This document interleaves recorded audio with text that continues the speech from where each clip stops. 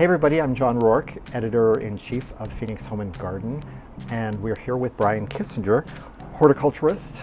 Brian Kissinger, who is one of our 2021 Masters of the Southwest. Hey Brian. Hi, how are you doing? Good, thank you for joining us. So one of the things that you talk about in your profile and that we've talked about before is a garden is never finished. Yeah. Talk about that a little bit.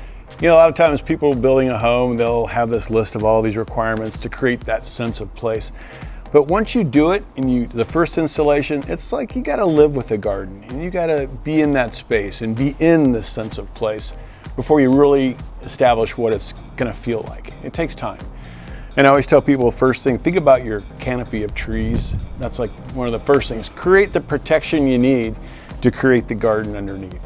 Okay, and how is gardening different here in the Southwest than other places that you Well, I grew up in the Midwest, and so there it was very seasonal. I mean, extremely so. In Phoenix, it's kind of the opposite.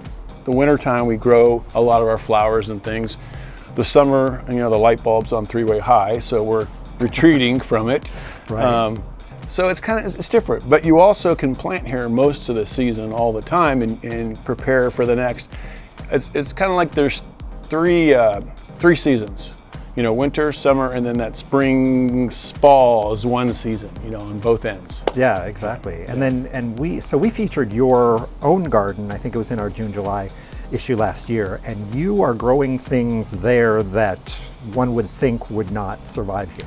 It's all about that canopy too. So I like to collect palms, cycads, different, you know, kind of exotic things, because I have a real interest in those. So I needed to create the canopy with the trees to have all the layers underneath. And the same thing, everything that grows in the desert, when it sprouts, it's growing up underneath something else to survive. A saguaro grows up underneath a creosote bush or a palo verde tree to, you know, then finally when it gets big enough, it can sustain. Right, exactly, because when you find them in nature in their natural state, they're not just out there by themselves. Out there. Yeah. Everybody's helping everybody else out, right? That's right, that's right. Yeah. All right, well, any words to say about being named a Master of the Southwest? I appreciate it. It's nice.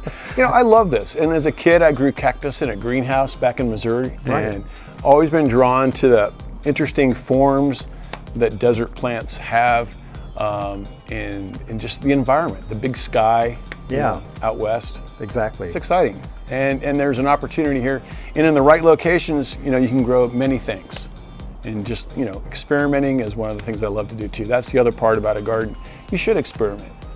Don't just check a box. Exactly. And is there such thing as a failure? Absolutely. I failed a lot, you know, but I've learned from those. And that experience has helped me look forward constantly to new things, you know? So that's not a failure. It's a win. Just a different way of going about it. That's right. Yeah. That's right. All right. Well, thanks, Brian. You're welcome. So Brian Kissinger, horticulturist, Master of the Southwest. Our Masters of the Southwest issue is on newsstands right now.